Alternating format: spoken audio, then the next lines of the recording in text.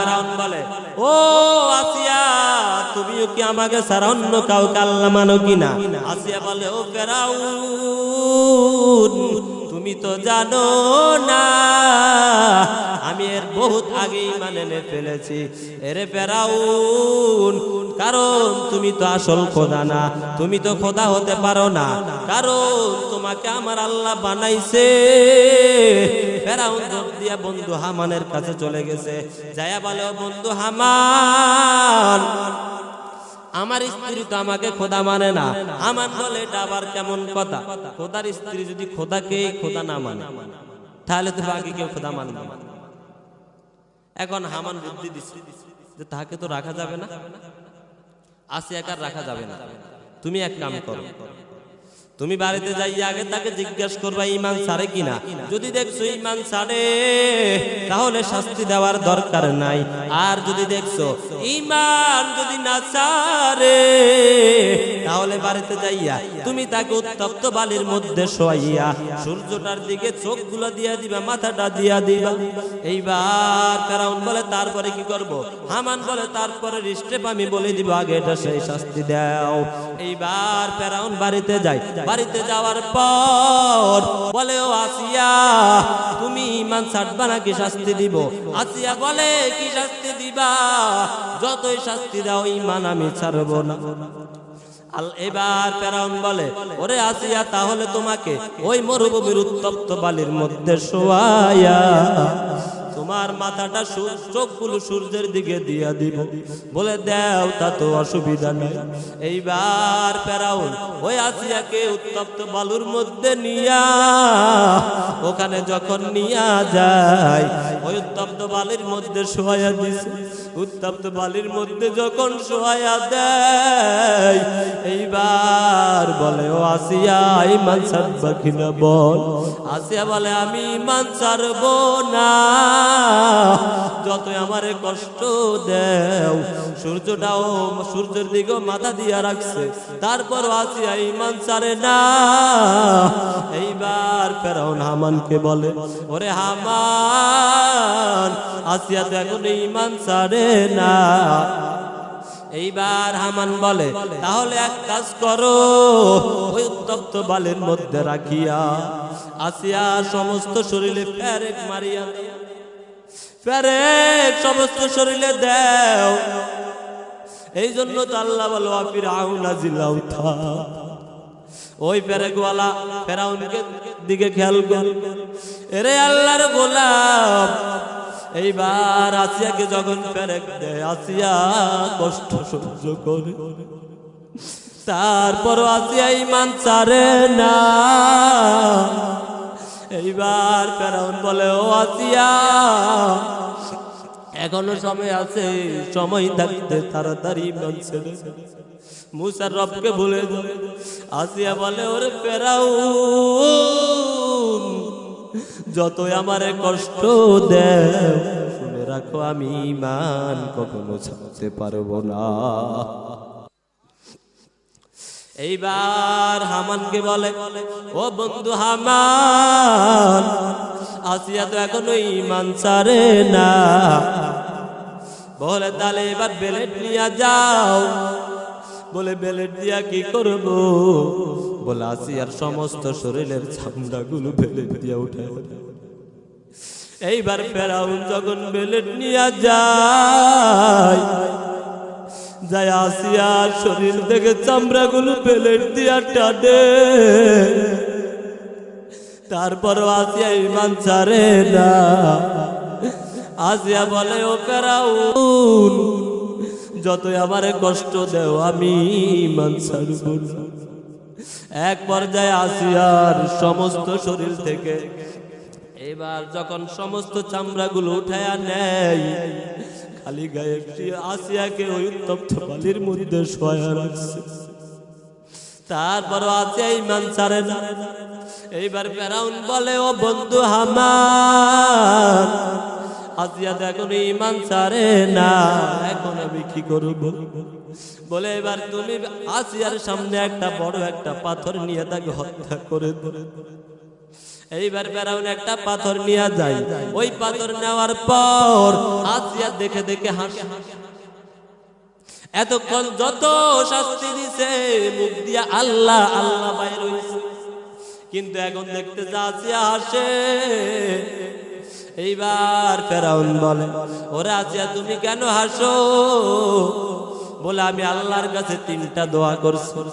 1 number আল্লাহকে বলছি, আল্লাহ তুমি আমাকে জান্নাতের মধ্যে একটা ঘর দিবা। 2 নাম্বার আমি আল্লাহর কাছে দোয়া করছি, আল্লাহ তুমি আমাকে অত্যাচার, এই ফেরাউনের অত্যাচার থেকে বাঁচাবা।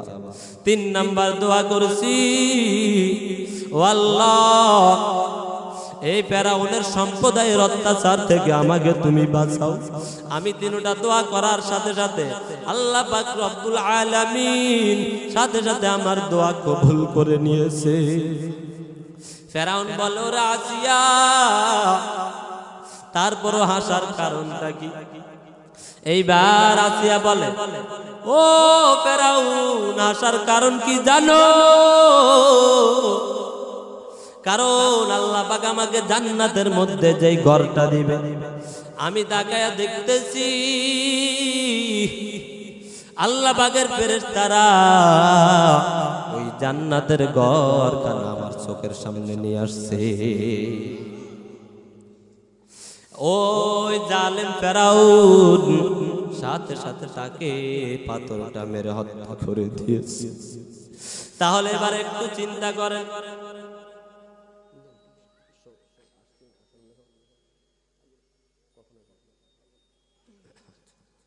এরে আল্লাহর গোলাম, এত শাস্তি দেওয়ার পর ওই ফেরাউন ঈমান ছাড়ে নাই। তাহলে একটু চিন্তা করেন আমার আপনার ঈমানের কথা। আমার আপনার ঈমান 500 টাকার নোটের কাছেও বিক্রি হয়, কথা বলেন ঠিক কিনা? সামনে নির্বাচন আসতেছে না, দেখবেন অনেকের ঈমান 500-1000 টাকার কাছেও বিক্রি হয়ে যাবে, কথা বলেন ঠিক কিনা? আর তাদের ঈমান 500-1000 না, জীবনের কাছেও তাদের ঈমান বিক্রি হয় নাই, কথা বলেন ঠিক কিনা? জীবন দিয়ে দিছে তারপরেও তারা ঈমান ছাড়ে না। কেমন ঈমান? মুসলমানি বুয়াদ গর্দান নেহাদান আনানে খুদ বদসতে খাজদাদান গর্ব সুরত আদমি ইনসাবুদে আহমদবু জাহলো হামেক সাবুদে আদমিরা আদমিয়ত লাজমাস উদরাগর বুনা বাসদ হাই জামাস। এবার একটু চিন্তা করে দেখেন তাদের ঈমান কেমন ছিল। আল্লাহ যে বলছে সমস্ত মানুষ ক্ষতিগ্রস্ত, তবে 4 গুণওয়ালা মানুষ তারা 1 নাম্বার যারা ঈমান এনেছে। আমাদের ঈমান কেমন? অল্প কিছু টাকার কাছেও, দুনিয়ার এই ময়লার কাছেও আমাদের ঈমানটা বিক্রি হয়ে যায়।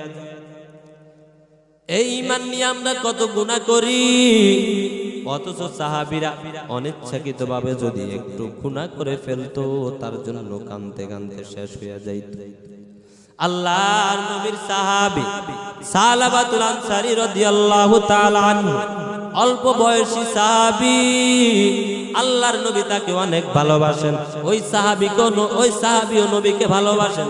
ওই সালাবাতুল আনসারী নবীর পিছনে নামাজে পড়েন, নবীর পিছনে দাঁড়াইয়া নামাজ পড়েন, নবীকে অনেক ভালোবাসেন, অনেক মহব্বত করেন। একদিন সালাবাতুল আনসারী রাস্তা দিয়ে হেঁটে যাইতেছেন, হাঁটার সময় হঠাৎ করে তার 2টা চক্ষু চলে গেল একবার একটু বাহিরের দিকে। রাস্তার বাইরে যাওয়ার পর ওইখানে একটা গোসলখানা ছিল, ওই গোসলখানায় এক আল্লাহর বান্দি গোসল করতেছে। আল্লাহর বান্দি গোসল করতেছে পর্দা দেওয়া গোসলখানায়, কিন্তু বাতাসের কারণে একটু পর্দা লড়ে গেল। পর্দা যখন সরে যায়, আল্লাহর নবীর সাহাবীর 2টা চক্ষু ওই মহিলার চোখে পড়ে যায়। অর্থাৎ চোখে চোখ পড়ে না, আমরা যেমন বলি যে চোখে চোখ পড়ে গেছে, যার শরীরে কিছু দেখা যায় না কিন্তু একটু কি চোখে চোখ পড়ে গেছে। আল্লাহর নবীর সাহাবী সালাবাতুল আনসারী রাদিয়াল্লাহু তাআলা আনহু ওই যখন চোখ পড়ে যায়, চোখ পড়ার পর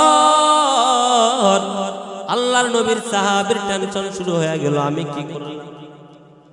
অথচ অনিচ্ছাকৃতভাবে দেখছে, অনিচ্ছাকৃতভাবে দেখলেও সমস্যা আছে, ইস্তেগফার পড়লে আর কোনো সমস্যা নাই। কিন্তু সাহাবীদের ঈমান কেমন ছিল যে আমার দুই চোখ অন্য মহিলার চোখ দেখবে, এটা তো হতে পারে না। সাহাবী ভাবতেছেন নবী আমাকে অনেক ভালোবাসে, নবী আমাকে অনেক মহব্বত করে। কিন্তু ওই নবীর প্রিয় সাহাবী, ওই নবীর ভালোবাসার সাহাবী, মহব্বতের সাহাবী, আমি আরেক মহিলার চোখ দেখে ফেললাম। টেনশন শুরু হয়ে যে কি করব। কেউ তো দেখে না, একজন দেখছেন, আওয়াজ দিয়ে বলেন তার নাম। কেউ যেটা না দেখে সেটা দেখেন কে? আমার আল্লাহ দেখে কি দেখে না? সালাবাতুল আনসারী টেনশন, কি করব। যে ওই নবীর কাছে তো সব সময় জিবরাইল আমিন আসে, আল্লাহ পাক রব্বুল আলামিন সব সময় জিবরাইলকে তো নবীর কাছে পাঠায়।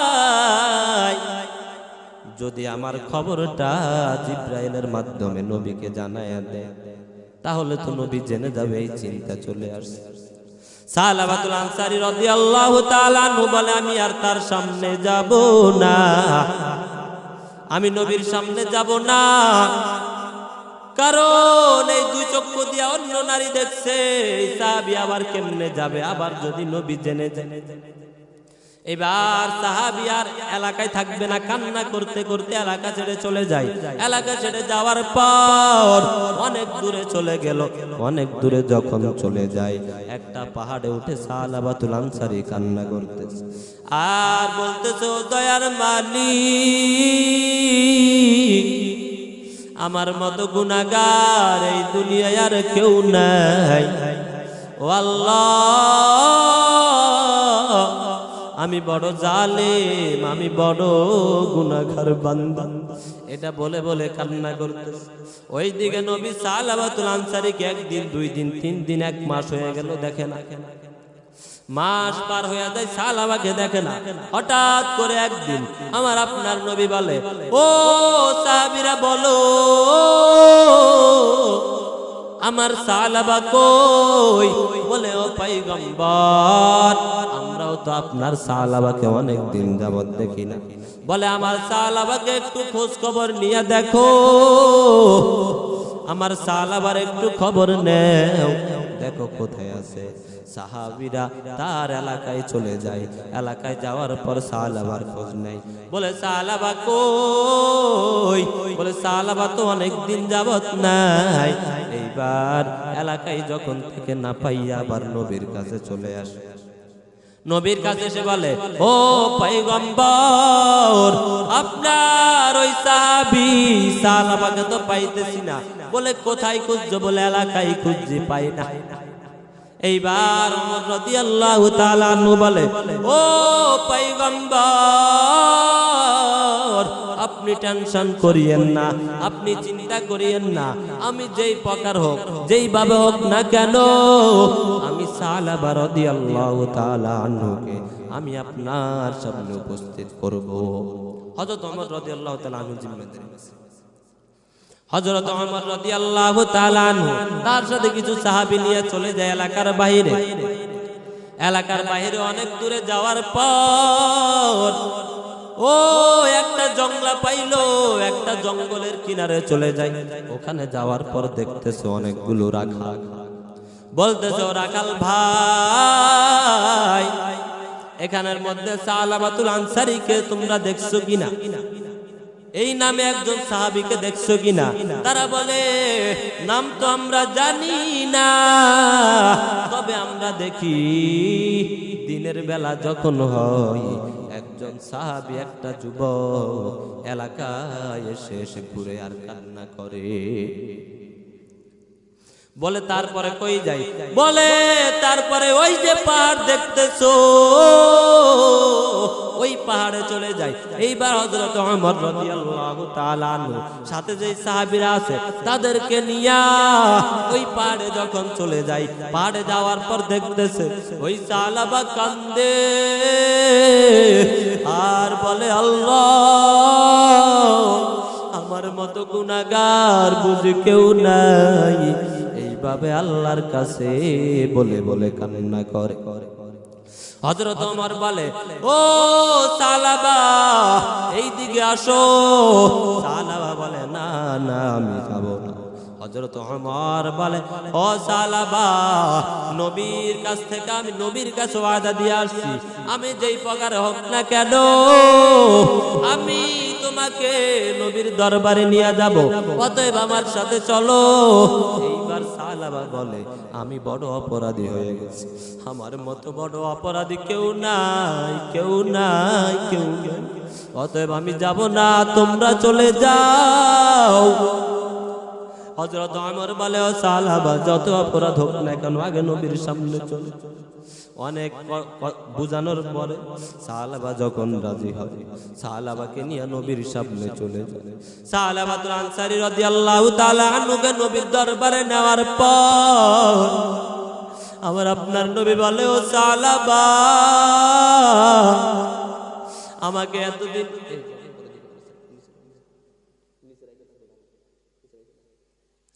বলে ও সালাবা তুমি আমাকে রেখে এতদিন কোথায় ছিলা? সালাবা কান্না করতেছে। আমার আপনার নবী সালাবাকে কাছে ডেকে সালাবার মাথাটা আমার আপনার নবী তার রানের উপর রাখে, নবীর রানের উপর রাখে। হঠাৎ করে সালাবা বলে ও পয়গম্বর আমার পিঠের মধ্যে কি যেন পিরপিরায়া হাঁটতেছে গো নবী। নবী বলে ও সালাবা আজরাইল বুঝি হাজির, আজরাইল চলে আসছে রে সালাবা দেরি করিও, তাড়াতাড়ি কালিমা পড়ো, কালিমা পড়ো। সালাবাতুল আনসারী রাদিয়াল্লাহু তাআলা আনহু কালিমা পড়া অবস্থায় দুনিয়া থেকে বিদায় নিয়ে চলে যায়। আমার আপনার নবী বলে এই সালাবাকে আল্লাহ পাক তাকে মাফ করে দিয়েছে। যখন দুনিয়া থেকে বিদায় হয়ে চলে যায়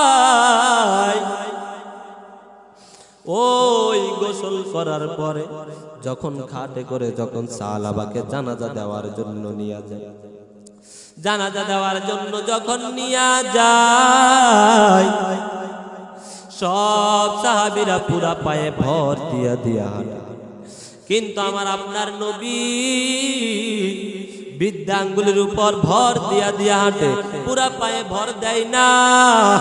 ওমর রাদিয়াল্লাহু তাআলা আনহু বলে ও পয়গম্বর আমরা সবাই নিচে পা সুন্দরভাবে দিয়া দিয়া হাঁটে, আপনি কেন এইভাবে বৃদ্ধা আঙ্গুলে হাঁটেন? আমার আপনার নবী বলে ও ওমর তুমি তো দেখো না এই সাহাবার উপর আল্লাহ এত খুশি হইছে, এই সাহাবার জানাজায় আল্লাহ পাক রব্বুল আলামিন হাজার হাজার ফেরেশতা পাঠায়া দিছে, যেই ফেরেশতাদের কারণে আমি ঠিক মতো হাঁটতে পারি না। এরে আল্লাহর গোলাম তাহলে এবার একটু চিন্তা করেন সাহাবীদের ঈমান কেমন ছিল। একটা বেগানা নারীর চোখে চোখ পড়ে গেল তাও ইচ্ছাকৃত ভাবে না, অনিচ্ছাকৃত ভাবে পড়ার পর ওই সাহাবী আল্লাহর কাছে এত কান্না করে। আজ আমরা ইচ্ছাকৃত ভাবে কত বেগানা নারীর দিকে তাকাই কি তাকাই না? এই কথা বলে না, বলে আমরা তো ফেরেশতা, আমরা ফেরেশতা, তাকান না? অনেকে ইচ্ছাকৃত, অনেক যুবক আছে যে রাস্তা দিয়ে হাঁটতেছে বেগানা নারীর দিকে একটু চোখ কানা করে তাকায়, তাকায় কি তাকায় না? অনেকে আবার বলে যে হুজুররা মাসালা দিছে একবার তাকানো জায়েজ আছে, এরপর আর তাকানো জায়েজ না। যেহেতু একবার তাকানো জায়েজ আছে, এমন ভাবে তাকাবো কমপক্ষে 5-6 মিনিট পার করে নিব। কথা বলে ঠিক কিনা? এমন অনেকে থাকে যে একবার যেহেতু জায়েজ আছে, চোখ পড়ছে তো পড়ছে, তো 5-6 মিনিট দেখা তার সমস্যা নেই। আচ্ছা বলেন তো দেখি,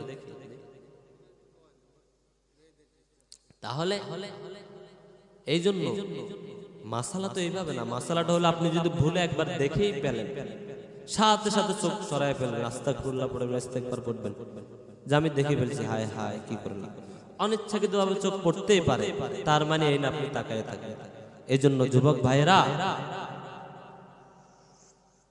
তুমি তো মনে করতেছো একটা মেয়ের পিছনে ঘুরতেছো, ওই মেয়েকে পাবা, কত তোমার আশা, কত রং তামাশা, কত আশায়, কত নেশায় তুমি জীবনটা কাটাই দিতে। এমনও তো হতে পারে যে তুমি ওই মেয়ের জন্য, মেয়ের পিছনে ঘুরতে ঘুরতে ঘুরতে ঈমান আমল সব কিছু শেষ হয়ে গেছে। কথা বলেন ঠিক কিনা? শেষ পর্যন্ত ঈমান হারা হয়ে অনেকে যায়। কারণ যখন মেয়ে আরেকটার সাথে চলে যায়, আরেকটা ছেলের সাথে যখন মেয়ে চলে যায়, তখন সে ফাঁস দিয়ে মরে। কথা বলেন ঠিক কিনা? আত্মহত্যা করে। বলেন তো দেখি, আত্মহত্যা জায়েজ আছে? আপনি যতই কষ্ট থাকেন না, আত্মহত্যা কোনোভাবেই জায়েজ। এই জন্য যুবক ভাইয়েরা এগুলা থেকে একটু ফিরে আসে। প্রেম না করে আসো বালা, খামাকা প্রেম কইরো না, যুবক প্রেম করিয়া মইরো না। কথা বলেন ঠিক কিনা? প্রেম না করে আসো বালা, খামাকা প্রেম কইরো না, যুবক প্রেম করিয়া মইরো না। প্রেমের বাতাস লাগলে গায়ে, ও যাবদে ধরে না, ধরলে আটা সারে না। কারেন্টের তার ধরলে বাসার আসে রে সম্ভাবনা, যুবক প্রেম করিয়া মইরো না। কারেন্টের তার ধরলে বাসার আসে রে সম্ভাবনা, যুবক প্রেমের তারে শুইও না, যুবক মরার আগে মইরো না। কথা বলেন ঠিক কিনা? যারা প্রেম করেন না যুবক ভাইয়েরা, শুকর আদায় করে। একটা মেয়ের পিছনে দৌড়াইয়া আপনি আপনার মাকে ভুলে গেছেন, বাবাকে ভুলে গেছেন, আত্মীয় স্বজন সবাইকে ভুলে গেছেন। এমনকি যে আল্লাহ আপনাকে এত নেয়ামত দিয়েছেন, স্বয়ং ওই আল্লাহকেও ভুলে গেছে। কথা বলেন ঠিক কিনা? এই জন্য মেয়ের পিছনে ঘুরে আপনার দুনিয়াও শেষ হয়ে যাবে, আখিরাতও শেষ হয়ে যাবে। শুধু দুনিয়া শেষ এমন না, আখিরাতও ধ্বংস। এই জন্য যুবক ভাইয়েরা, দুনিয়া আখিরাত নষ্ট করেন।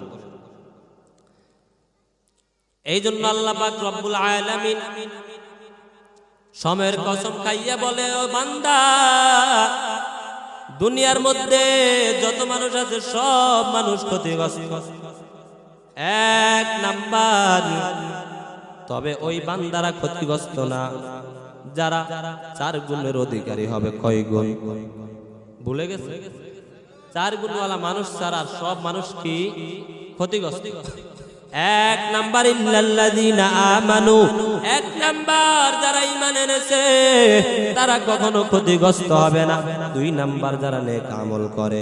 3 নাম্বার যারা নিজ হকের উপর থাকে, অন্যকে হকের প্রতি আহ্বান করে। 4 নাম্বার যারা নিজে ধৈর্য ধরে, অপরকেও ধৈর্য ধারণ করার আহ্বান করে। আল্লাহ বলে এই 4 গুণওয়ালা মানুষ ছাড়া সমস্ত মানুষ ক্ষতিগ্রস্ত। এই জন্য তো ইমাম শাফি রহমতুল্লাহ আলাইহি বলেন যে আল্লাহ পাক যদি শুধু সূরা আসর নাজিল করতো, তাহলেও মানুষদের জন্য হেদায়েতের জন্য এটাই যথেষ্ট হয়ে যেত। কারণ এই সূরা আসরের মধ্যে নেক আমলের কথা আছে না নাই? ঈমানের কথা আছে না নাই? ধৈর্যের কথা আছে না নাই? হকের উপর থাকার কথা আছে না নাই? এই জন্য যুবক ভাইয়েরা নেক আমল করে। পুরা সূরা তাফসীর করতে আর পারলাম না, সময় নেই, মেহমান চলে আসছে। তাহলে দ্বিতীয় নাম্বার যে আমল সহিহ করতে বলছে নেক আমল। আজকাল আমরা নেক আমল করতে পারি না। নেক আমলের মধ্যে নামাজ আছে না নাই? কিন্তু ওই নামাজ আমরা অনেকে পড়ি না। কথা বলেন ঠিক কিনা? আহা, এই দুনিয়ার পিছনে দৌড়াইয়া আপনি সব কিছু ভুলে গেছেন। অথচ আপনি যাদের জন্য পাগল তারা কিন্তু আপনাকে ভালোবাসে না। তারা ভালোবাসে কাকে জানেন? আপনার টাকাকে। কাকে ভালোবাসে? টাকা। আপনার শ্বশুর শাশুড়ি দেখেন বাড়িতে গেলে, আপনি শ্বশুর বাড়িতে গেলে কি জামাই আদর কিভাবে আপ্যায়ন করেই করে না। আপনার টাকা আছে। আপনার মা আপনার বাবা আপনাকে অনেক মূল্যায়ন করে। কেন? আপনার টাকা আছে। এক কথায় দুনিয়ার মধ্যে আপনাকে যে ভালোবাসে সে আসলে আপনাকে ভালোবাসে না, সে ভালোবাসে আপনার টাকাকে। কথা বলেন ঠিক কিনা? ছোট্ট একটা গজল বলে শেষ করে দিয়েছি মেহমান চলে আসছে। এই জন্য তো কবি বলেন, টাকা পয়সা বেশি যদি করতে পারো কামাই, শ্বশুর শাশুড়ির কাছে ভালো তুমি জামাই। অনেকে ঠিক বলে না, কয় না এটার মধ্যে সন্দেহ আছে। টাকা পয়সা দেবে তুমি গহনাটা দামি, নিজের বউয়ের কাছে তুমি খুবই ভালো স্বামী। টাকা পয়সা কামাই করে শুধু দিয়ে যায়, শালা শালির কাছে তুমি ভালো দুলাভাই। টাকা পয়সা কামাই করে সামনে দিবে ঢেলে, পিতা মাতার কাছে তুমি খুবই ভালো ছেলে। টাকা পয়সা কামাই করে দিবে নতুন জামা, ভাগনা ভাগ্নির কাছে তুমি খুবই ভালো মামা। টাকা পয়সা দেবে তুমি হিসাব নাই এক বিন্দু, চলার সাথীদের কাছে তুমি ভালো বন্ধু। টাকা পয়সা দিবে তুমি দিবে না তো চাপ, ছেলে মেয়ের কাছে তুমি খুবই ভালো বাপ। টাকা ধরো টাকা কামাই করো, টাকার মূল্য বুঝেছি ভাই হয়েছি যখন বড়। টাকা পয়সা দিতে পারলে সবার কাছে ভালো, না পারিলে সুন্দর মুখটা দেখবে তুমি কালো। আমার কথা ঠিক কিনা ভাই তোমরা সবাই বলো। এই জন্য আমরা এই টাকা করে শেষ। টাকা কামাই করবেন যতটুকু আপনার লাগে, কিন্তু এমন না যে টাকা কামাই করতে গিয়ে আপনি আল্লাহকে ভুলে যান। টাকা কামাই করতে গিয়ে আপনি নামাজ রোজা সব ছেড়ে দেন। তো সূরা আসরের তাফসীর নিছি, তাহলে পুরা সূরা তাফসীর যদিও না করতে পারি, কিন্তু আমরা আমাদের ঈমানটাকে মজবুত করব। পারবেন তো ইনশাআল্লাহ? আল্লাহ পাক রব্বুল আলামিন যে আলোচনা হয়েছে, আল্লাহ পাক রব্বুল আলামিন আমাদেরকে এই আলোচনার উপর আমল করার তৌফিক দান করুক। সবাই বলেন আমিন।